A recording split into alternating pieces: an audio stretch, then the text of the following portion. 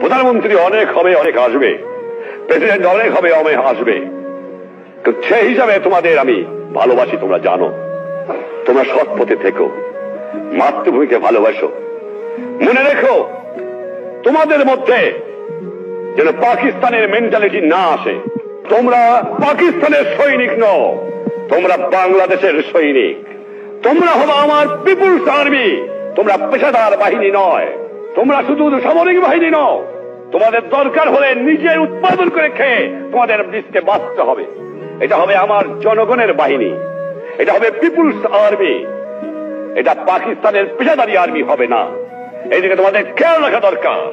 আর যেখানে অন্যায় অবিচার দেখবা, চরম আঘাত করবা, ন্যায়ের পক্ষে দাঁড়াবা, গুরুজনকে মেনো, সৎ পথে থেকো, শৃঙ্খলা রেখো, তাহলে জীবনে মানুষ হতে পারবা। একথা তোমাদের ভুললে চলবে না।